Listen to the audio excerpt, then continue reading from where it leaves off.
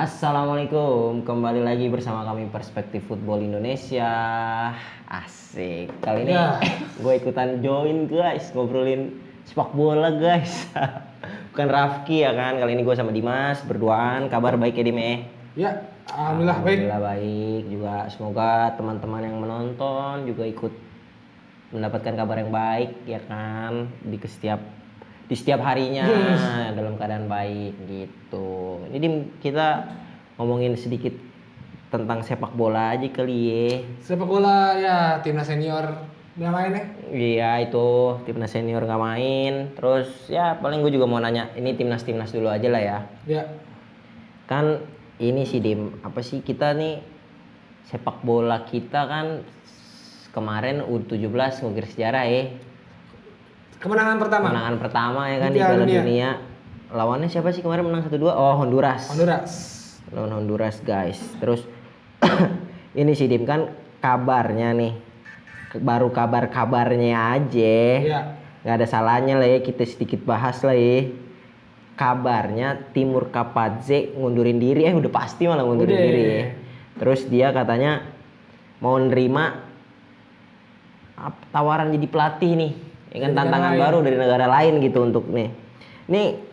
Ini kalau ngomongin kita apa sih analisa gembel lah ya. Apakah pengunduran diri Timur Kapadze ini nih ada negosiasi ke sama PSSI ya kan? Dan Timur Kapadze ini tuh orang yang cocok gak sih buat timnas kita?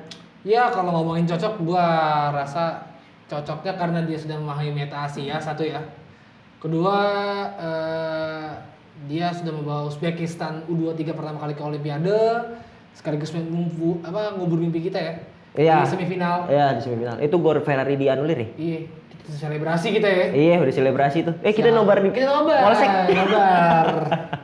Terus kita bawa Uzbekistan juga ya senior ke Piala Dunia. Terus runner up AFC U23.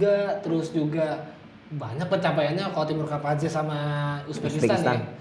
Sebenarnya agak disayangkan juga Uzbekistan menarik Fabio Cannavaro sebagai pelatih kepala gitu karena harusnya coba tuh si Timur Kapadze yang bisa sesuai mengenal pemain-pemainnya lah karena kan dia yang sudah banyak memegang ya U23 sama senior. Iya gitu. Jadi gua rasa harusnya Uzbekistan bisa ini sih mempertahankan coach Timur, tapi ternyata Timur Kapadze mengundurkan diri karena dapat tawaran dari negara lain kan untuk jadi pelatih kepala gitu. Dan kalau untuk ada negosiasi sama PSSI iya atau enggak ya kita nggak bisa confirm apapun ya, cuma kan sekarang kan rumornya lagi kencang dia kan, dan dia juga sudah bersedia lah untuk untuk menjadi pelatih kepala timnas Indonesia gitu loh. Dan yang terbaru ada ini ya. Ya pelatih apa tuh yang orang Irlandia? Dari Islandia. Islandia. Dia ngelatih Republik Irlandia, ngelatih RI. Oh iya. Republik Irlandia, RI.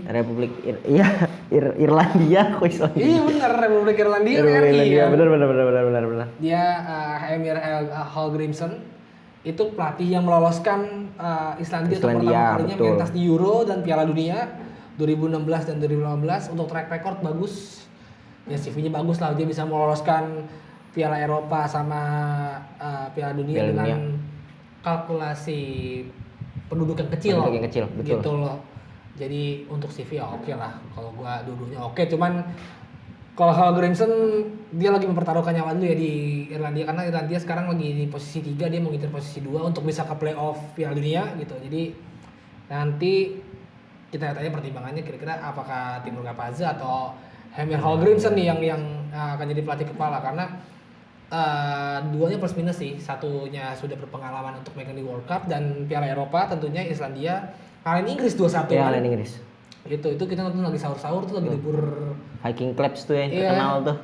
Dan apa namanya Viking Clubsnya ya, Aron Gunnarsson dan kawan-kawan gitu. Jadi sebenarnya dua-duanya oke secara CV ya gitu loh. Tapi ya kalau Timur Kapadze kan dia sudah memahami peta Asia. Betul. Unggulnya di situ ya, karena sudah memahami peta Asia. Jadi ya kalau andaikan kedua tadi dipilih ya ada baiknya sih Timur Kapadze sih. Timur di antara keduanya ya. Udah nggak buta lah ya, nggak perlu ngeraba-ngeraba lagi gitu. Kalau lu gimana tentang rumor Timur Kapadze dan Hallgrímsson ini? Ya kalau gue sih ya kayak tadi yang lu bilang ya, maksudnya secara mereka dari CV-nya juga udah pada bagus. Itu kan kita siapa yang pernah tahu sih, maksudnya Iceland gitu Iya. kan bisa ngalahin Inggris gitu kan. Dengan ya tadi penduduk yang kecil nyari pemain kan juga, walaupun sebenarnya skuadnya Iceland juga nggak jelek-jelek banget ya. Iya, zaman itu kan banyak juga yang di Premier League. Nggak jelek-jelek gitu. banget ya. Cuma ya tetap aja ya kita terkejut juga kan dengan, maksud publik terkejut dengan wah Iceland bisa sejauh ini gitu sejauh kan main. ini. Walaupun dia nggak lolos grup di Piala Iya. Dunia, tapi dia bisa sampai quarter final di Euro. Euro loh. Nah, Dan itu Euro pertama kali ada 16 besar. Itu dia kan, makanya kan kayak wah, itu yang udah bagus lah ya, pencapaian yang bagus untuk negara debutan lah ya hitungannya. Debutan negara kecil, negara gitu. kecil. Yang pool nation itu sedikit gak banyak pilihan. Betul. Ditambah lagi kalau misalkan Timur Kapadzia udah apal peta Asia, ya udah jadi nggak perlu bingung-bingung lagi dan nggak kaget kalau misalkan ada kontroversi Timur Tengah. ya yang kita tahu, maksudnya banyak nyulitin negara-negara di luar Timur Tengah itu sendiri ya kan. Iya. Jadi ya lebih baik Timur Kapadzia sih gitu. Iya, Timur Kapadzia udah terpilih untuk di Asia lah ya. Iya, itulah. Dan apa namanya, faktanya adalah Heimir Hallgrimsson tuh dulu kita pernah bahas di First Trivia. Dulu tuh dia seorang dentis, awalnya tuh pekerjaan utama itu dentis, dia dokter gigi. Dokter gigi. Gitu. Jadi ini unik juga sih karena banyak juga kayak kipernya dulu tuh Haldorsson itu dia aslinya sutradara, dia pekerjaan utama sutradara. Cuman dia jadi pemain bola ya udah dia main di timnas Islandia, main di Euro, main di Piala Dunia, dan sama seperti Heimir Hallgrimsson tuh di awal dia sebagai dentis gitu. Itu. Jadi ya udah siapapun nanti intinya dua CV-nya udah pada bagus ya. Iya, udah ngejual lah Cuma CV-nya. kalau ngomongin keuntungan udah apal mana peta Asia sepak bola Asia seperti apa ya Timur Kapadzia sih. Tentu. Gitu sih. Terus ini sih Dim, kan ini tadi timnas kita udah sedikit bahas tentang pelatih. Gua mau ini sih, kan kita nggak ada FMD ya. Sedangkan kayak pemain diaspora kita lagi pada gacor nih, Kevin Dix, Joe Pelipesi, terus Dean James cetak gol. Jay Itzes juga yang kembali nirbobol ya kan, lawan Atlanta tuh menang berapa sih? 0-2 apa 0-3 sih? 0-3. 0-3 ya kan, Dia terus clearance of the line atau clearance ya of dia the line, blok benar. depan gawang. Terus ada Kang Emil kan, Emil Audero maksudnya. Iya, bukan Emil. Bukan Kang Emil ini. Terus meski kalah juga tapi save-nya tetap banyak nih. Ini kita rugi nggak sih timnas senior tuh nggak main FMD? Jelas. Apa ya, gue sih mikirnya kan persiapannya bakalan pendek tuh buat nanti Piala Asia ya kan. Oh iya 2027 Piala Asia. Ini gimana nih, kerugiannya kah atau mungkin keuntungannya nggak FMD ya kan? Kalau nggak untungnya tuh pertama pasti kita nggak bisa memanfaatkan tren positifnya para pemain diaspora kita ya, atau mau di Liga 1 sekalipun ya. Ridho juga menang terus kan dia di sama Persija juga menang. Persija gitu. Terus juga pemain diaspora lagi pada golin kemarin. Yang bikin sakit hati sih Dean James ya, dia ngegolin ke gawang Feyenoord. Gue bingung tuh dia mau selebrasi apa gue mau bete tuh. Karena lu bayangin dalam seminggu kemarin 3 tim gue kebobolan di menit akhir. Arsenal gue kebobolan sama Brobbey pemain Belanda. Feyenoord gue kebobolan di menit 86 sama Dean James. PSIM gue juga. Ntar ada segmen besar gawang. Kita bahas itu aja lah, ntar kapan-kapan lah. Jadi gue rasa satu, tidak bisa memanfaatkan pemain diaspora yang lagi on fire ya. Padahal itu lagi mau bersakit hati kalau Spilden itu pasti tuh. Terus kedua pasti rugi dengan poin sih dong. Poin kita pasti nggak bertambah atau kita karena kan kita nargetin awalnya 100 besar ya nggak sih? Iya, terus nggak ada FMD senior kan agak mengejutkan juga ya. Iya, makanya apalagi nanti kalau misalkan baru ada Maret persiapan ke Piala Asia itu kan semakin pendek ya. Iya, kurang lebih. Kita paling cuma dapat berapa kali FMD tuh? Maret. Kita hitung berapa sih? Juni 10-12 lah ya. Iya, paling 12, mentok 10-12 lah. 10-12 tuh. Kalau misalkan emang ada di musim panas gitu ya, Piala Asianya ya musim panas dapat 12 kali lah sama Maret tahun depannya lagi gitu. Tapi kan belum tentu, maksud gue pelatih baru tuh langsung nyetel. Karena sayang aja nih FMD yang ini nih kita nggak langsung dapat pelatih baru gitu loh. Iya sih, benar-benar pemain lagi pada ngecun. Bahkan tadi kan yang di liga lokal pun kayak di Persib Bandung tuh, Mark Lok, Beckham, Tomae, Eliano lagi dapat tren positif juga kan. Di ACL menang mulu. Terus ya makanya agak sayang banget sih. Kalau bisa dimanfaatin pemain lagi lengkap terus momentumnya nggak bisa. Mungkin karena caretaker juga belum ketahuan siapa kali ya. Iya, caretakernya karena kan itu segerbong-gerbong dipecat kan itu. Jadi bingung kali ya kan. Jadi ya semoga aja nanti buat Piala Asia dengan persiapan yang cukup mepet, hasilnya bisa memuaskan ya kan. Target 16 besar ya terakhir ya? Iya, semoga bisa memuaskan. Ini target 16 besar terakhir, bisa jadi nanti berubah guys. Iya, nggak tahu ya. Bisa jadi nggak finalis kayaknya targetnya. Kita nggak pernah tahu ya kan targetnya apa. Intinya semoga yang terbaik sih dengan persiapan yang dibilang mepet lah ya kan. Iya, benar. Gitu. Terus kita masuk aja nih sama tim yang nih kalau terakhir Pak Sumarji bilang kan balas dendamnya di SEA Games. Kalau Piala Dunia balas dendamnya SEA Games. Ya kan, nih mereka udah pada TC ya kan. Ada beberapa pemain diaspora yang hadir macam Ivar Jenner, terus Mauro Zylstra, Dion Marks, Luke Kit ya kan, terus Recredo Beremanda, terus ada Muhammad Misbah. Kira-kira ini efek besar gak ya buat SEA Games? Nah, untuk nanti 3 nama terakhir tuh yang lu sebutin itu kan masih trial kayak Pak Sumarji selaku manajer timnas Indonesia gitu. Jadi itu ketiganya masih trial dan mereka mau datang sendiri loh untuk main di timnas Indonesia. Terus kalau untuk ngasih efek atau dampak besar untuk di SEA Games pastilah tambahan diaspora tuh ngaruh banget sih gitu buat di SEA Games Desember nanti. Karena kan target kan mempertahankan emas gitu. Ya back to back emas boljuk sih. Back to back emas. Gue juga menunggu sih. Rafael Struijk juga kemarin baru golin ya. Tapi terus juga Mauro Zylstra juga jarang menit bermain di senior di Volendam. Ya dia akhirnya mengakui dia juga butuh menit bermain kan di SEA Games ini gitu.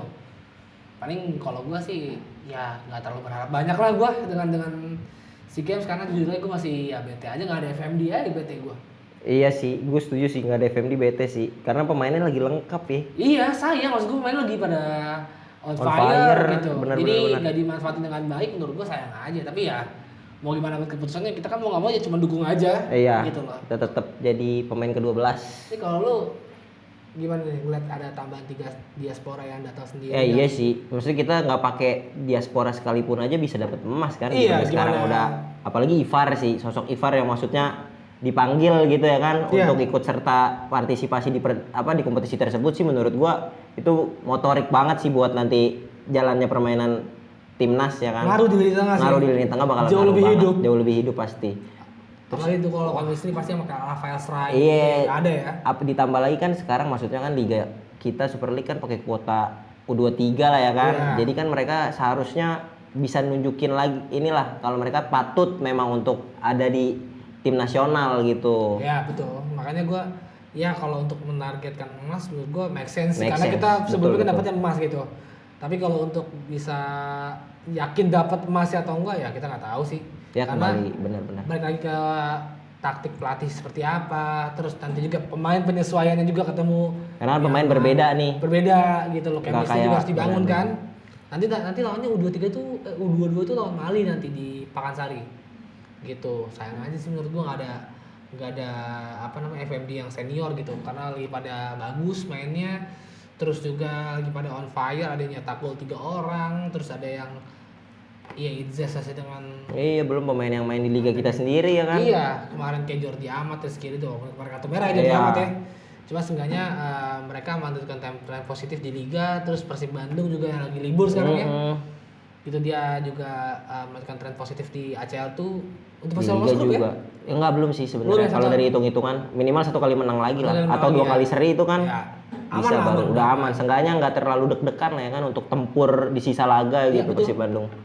Ya paling seputar tim nasional karena nggak ada FMD kita juga bingung ya kan. Bingung bahas apaan? Sekedar segitu aja lah informasi sedikit. Mungkin teman-teman ada yang bisa kasih, itu kurang itu tuh, ini begini sih harusnya ya. That's okay, kalian juga bisa ikut serta di komenan kita ya kan, baik itu di Instagram atau di postingan TikTok atau di postingan manapun di akun sosial media kita ya kan.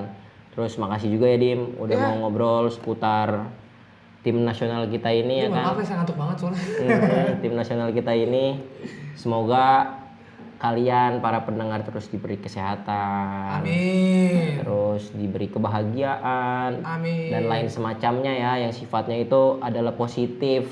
Terus jangan lupa komen kita, like kita, subscribe kita. Dan jangan lupa ikutin kita di Instagram, TikTok, subscribe juga jangan lupa. Bangun kita ke 1000 nih. YouTube ya kan utama yang lagi kita buat nih. Terus Facebook kita nggak ada. Facebook ada dong sekarang, ternyata ada. Facebook karena Meta ya. Karena saling koneksi. Sebenarnya tiba-tiba followersnya 1600, kaget gue. Iya, tapi kalau untuk kayak misalkan ada jual beli atau Oh apapun iya, yang kalau itu mengatasnamakan ada. perspektif, Kita cuma jual konten kita doang. tidak melakukan hal tersebut. Jadi kalian Ya. bisa konfirmasi ke kita. Jadi see you guys in the next video. Bye bye.